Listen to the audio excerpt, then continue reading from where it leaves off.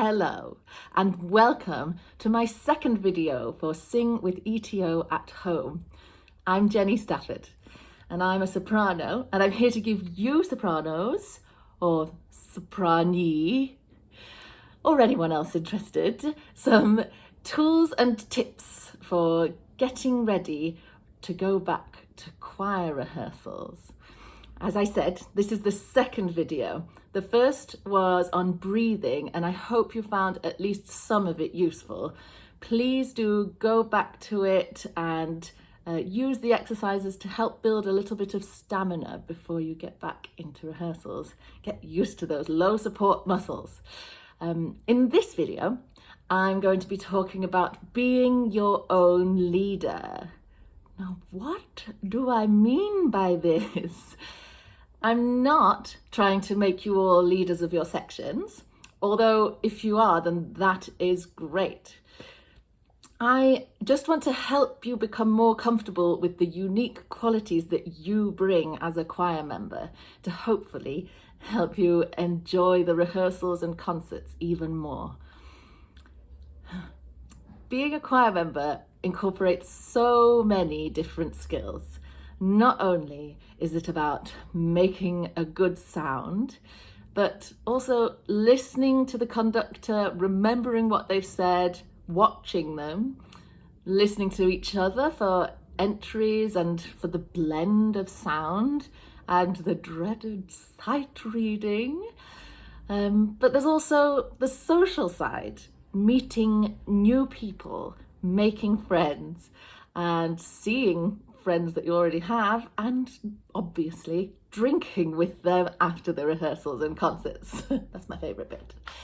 Something I think is really important is feeling like you are a valuable part of that community of people who have this shared interest in music.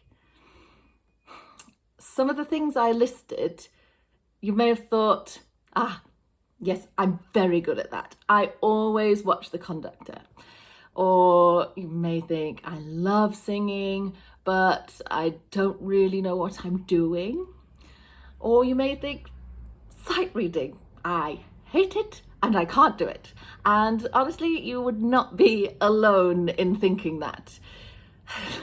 It's great to be aware of the skills that you're bringing to the group, as well as those skills that you feel you might need to improve. So I'm going to give you, or try to give you, some ideas to help you feel more comfortable with and improve those aspects that you think you may not be so good at. And so you will be able to be your own leader. We're going to straight away go into a brief chat about posture. So get onto your feet with me. Oh, I tripped over my dress. So, as an exercise, I want you to demonstrate the posture with me of a shy and insecure person. So, if you're like me, your shoulders will have come in. We've collapsed a bit in the chest, and we're basically, my feet have gone right together and my legs have, and I'm making myself as small as possible and unobtrusive as possible. This is the posture of someone who's closed off and does not want to be looked at or draw attention to themselves. Now, let's do the opposite and try to show the posture of an ultra confident person. This feels much better. So basically, I'm now standing like a superhero, I think. So my legs have gone wide, like my feet are planted, they're wide and strong. My hands are on my waist, my chest is really open, and my shoulders have just automatically gone back and down. If you stand like this and breathe deeply for a couple of minutes, it's actually proven that you will feel more confident. It's great. And I've actually seen a famous opera singer stand like this for a whole recital, not with their arms up, but with their legs really wide. They looked really powerful and in control. and they must have felt that way. So obviously this is an extreme version of this good posture, but yes, I'm pretty sure if you decided to stand like this in choir, first of all, you'd be hitting people if you're allowed to stand that close to each other, but you'd also be drawing a bit too much attention to yourself and not acting as the lovely team player that we're trying to make ourselves. But good singing posture and this very confident posture do have their similarities. I talked a little about posture in the last video, but another way of getting that really lovely long neck and that's regal alignment is by imagining you have a string attached to the very crown of your head, and you're going to pin that string to the ceiling. So you're suspended from that crown. So the result is that you should feel a bit of a lengthening at the back of the neck, a nice little tuck of the chin, gentle, and the muscles around the larynx should feel lovely and soft. So that's your top half. If you're keeping your shoulders back and down, nailed. And then you need to make sure that you've got your feet lovely hip width apart and that you're feeling strong and grounded. So you're using these support muscles and feeling really nice and grounded and really connected to the floor.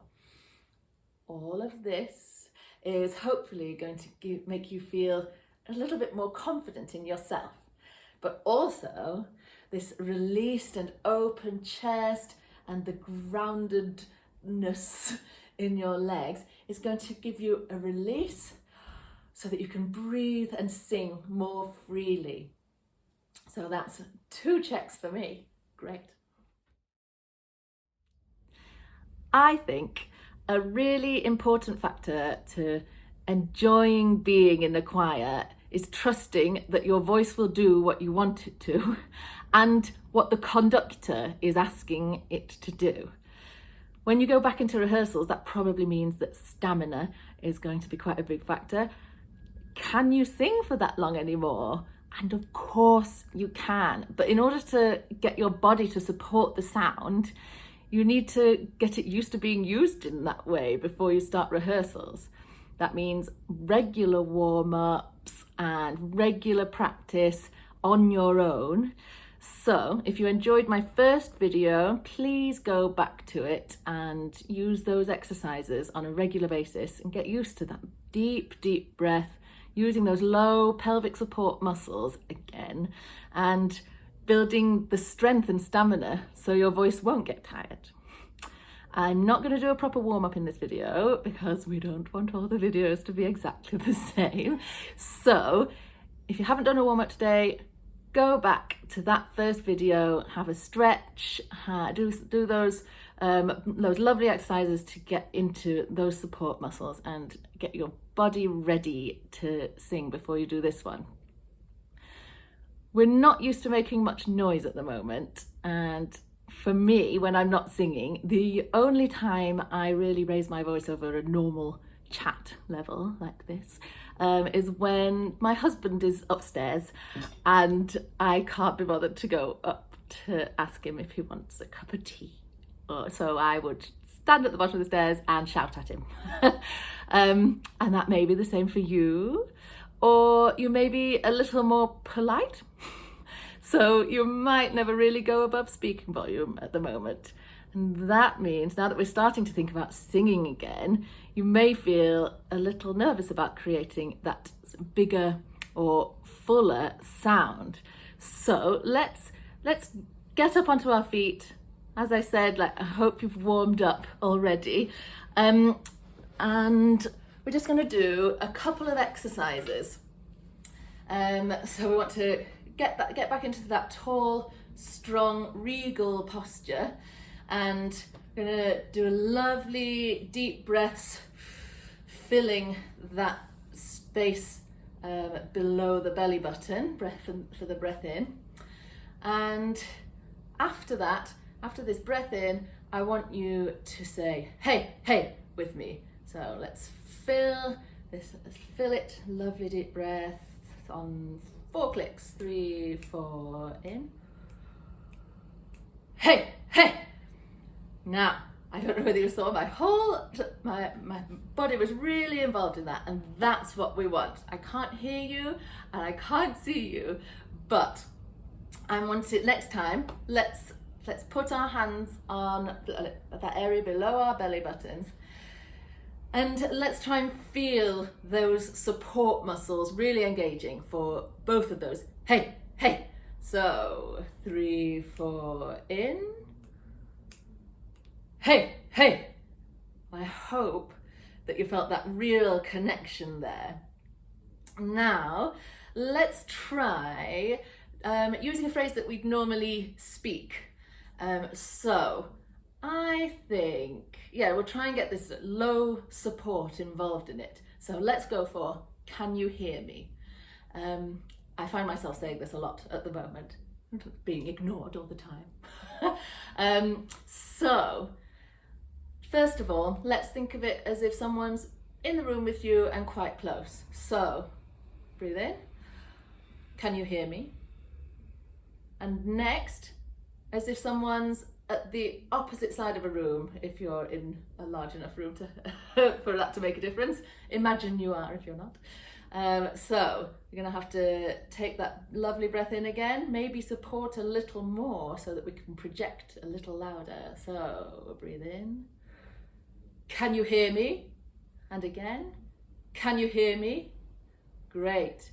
And now, as if somebody is on a different floor of your home or your block of flats or wherever you are. So now we're really going to need a lot more support. Make sure your pelvis is tucked in and really make them hear you. So breathe in. Can you hear me? Again. Can you hear me? And now you've got an option, you've got 2 options here. We're going to go for either you're speaking over over a load of people in a crowded bar, wouldn't that be nice? Or if you prefer, you're in a park, you see your friend over at the other side and you really want to get their attention. So pick your ideal place and see them from afar, and let's get this person to hear us. So can you hear me? One more time. Really supported, and then really make them hear us. Let's breathe in. Can you hear me? Again. Can you hear me? Right. So I hope that you feel like you've made a little bit more noise than you have done recently. Let's see if we can do that one more time. Really get them to hear you, and make sure that you're not using the muscles here, that you're really breathing deep and using those support muscles, tucking that pelvis in a little bit, and really get them to hear you. No movement of the shoulders. So breathe in. Can you hear me? Great. I hope that you're feeling that connection there, and hopefully you've not got members of your household or in different flats saying, yes, what? So now let's add a little bit of pitch to this. So let's go for I'm going to go for a G. So first of all, as if someone's in the room with you, breathe in. Can you hear me? And then one more time together, breathe. Can you hear me? Great. Really sing through those vowels. Now we're going to go a bit further, as if they are still in the room, but the far side. So everybody breathe in. Can you hear me? Breathe in. Can you hear me? Brilliant. So I'm hoping this is still feeling supported and free here. Next, what have we got? We are going to a different floor. Let's get them to hear us. So That means really supporting. You're going to need to project even more. So deep breath. Can you hear me? Great. Let's do that one more time. Breathe in. Can you hear me? Brilliant. And now finally, you may not feel that you ever need to go this loud, but let's do it. Let's get the attention of someone across the bar or across that park and really get their attention. So let's support it from here. Tuck that pelvis in. So breathe in. Can you hear me? Brilliant. I hope this feels lovely and freeing. Make sure that you're not getting any of these muscles involved. Deep breath. Can you hear me? Brilliant. So now I'm going to do a little experiment. I want you to be in control of the volume. I want you to think of it as going from, you're singing to the finger, and when it's close to your forehead, it's quiet. When it's far away, it's louder. So let's do it a little bit higher. Let's do it on a D. Oh no, C. Let's be kinder to ourselves. So we're going to, let's do this continuously now. So it will be, can you hear me? Can you hear me? Can you hear me? Can you hear me? Can you hear me? Take a breath whenever you want, but make sure it is one of those lovely deep ones. Really control from below the belly button and use your finger. You are in control here, but sing to it. When you're going quiet, you're still singing towards that finger. So that's a C again. Great. Let's do this together. So breathe in. Can you hear me? Can you hear me? Can you hear me? Can you hear me? Can you hear me? Can you hear me? Can you hear me? Can you hear me?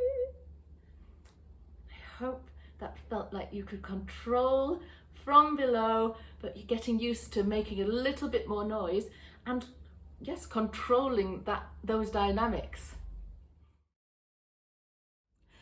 Right, so we've done a little bit of singing and reminded ourselves of those muscles that we need to be using, but also hopefully using these dynamics and using that strength, you're building a bit of trust in your voice and learning to love singing again.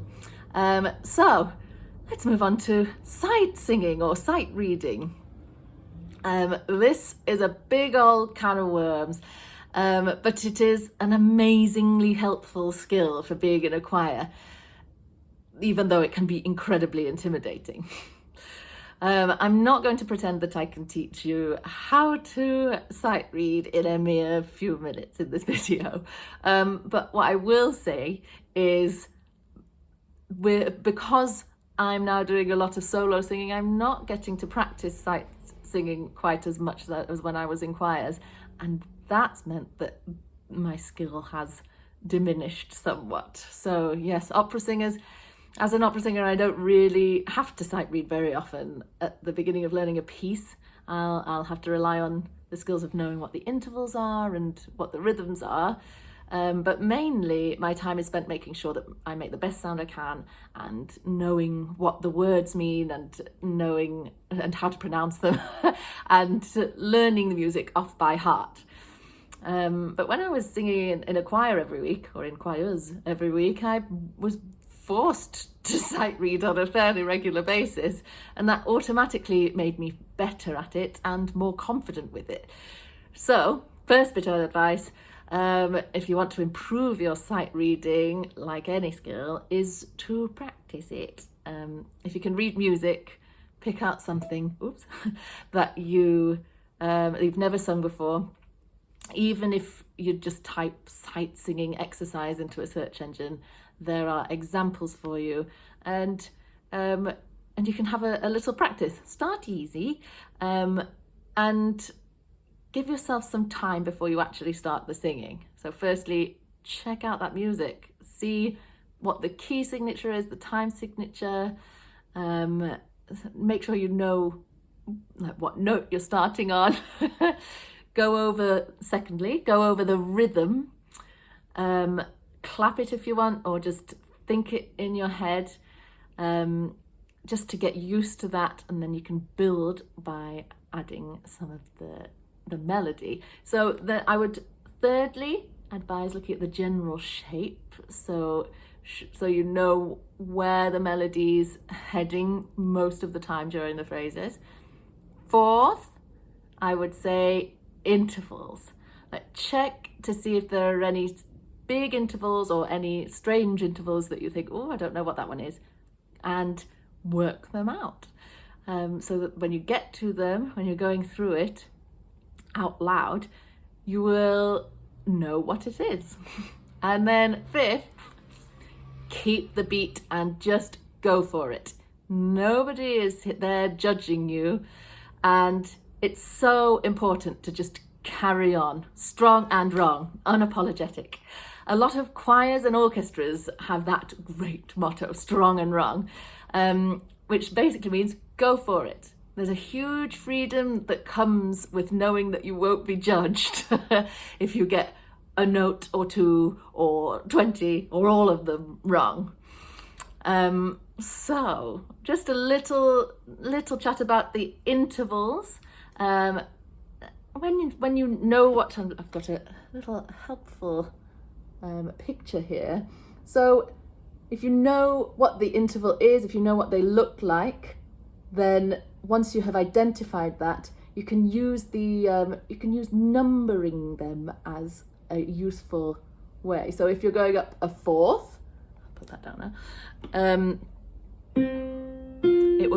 That would be one, the tonic. 1, 2, 3, 4, 1, 4, a fourth. So you identify what the interval is, then you can even count up to it just to make sure that you know that it's right.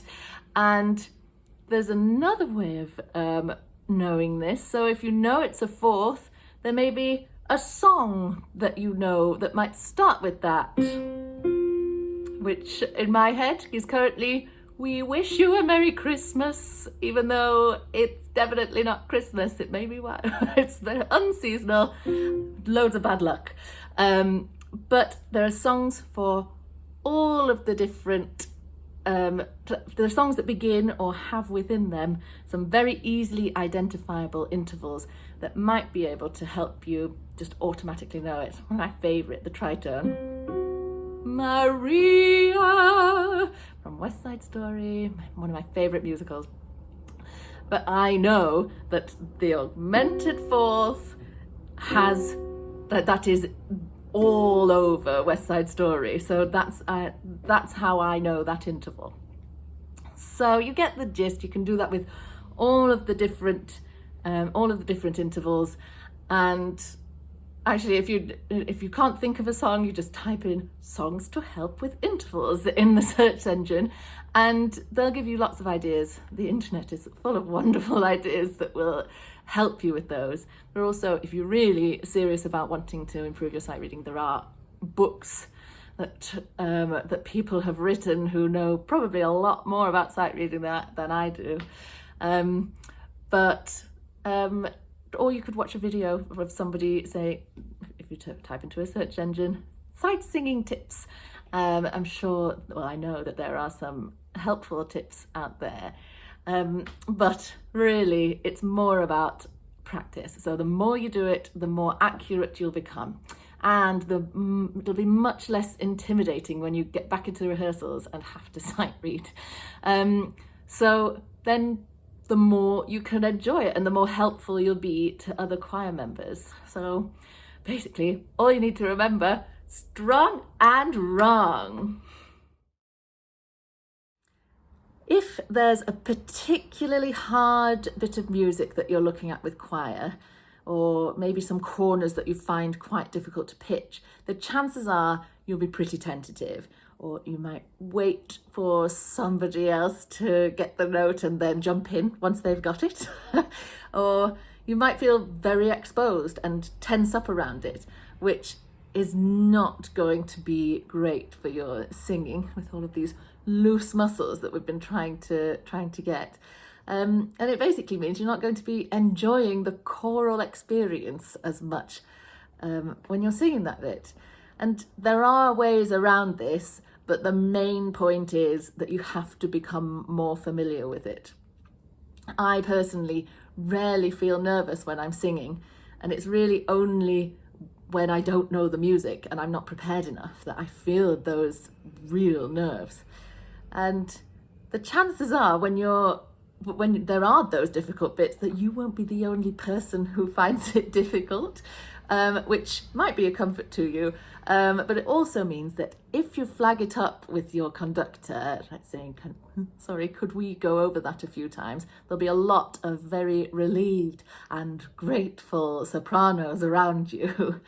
But you could also make sure that you work on that bit at home. You could, if you can play it, you could try to work it out on the piano and then sing along. Or if not, then you can ask the accompanist or conductor to play it so you can record on your phone, and then you have something to sing along to. Or even just listen to a recording of the piece to get really familiar with it. I do that all the time. If I'm learning music, I listen to it, I sing along to it, lots of different recordings, and I really get to know it that way.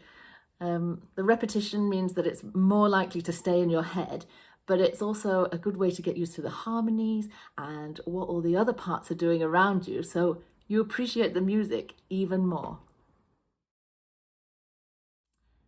All of these elements that I've been talking about, that's having the strong, open posture, trusting in your voice and your support, and working on your sight reading, they all improve with repetition and practice. That will hopefully give you more confidence in your own abilities and help you be your own leader. Most importantly, help you enjoy the experience of being in a choir again. My next video will be all about being a soprano. I'm looking forward to seeing all of you then. Thank you so much for listening, and stay safe and well.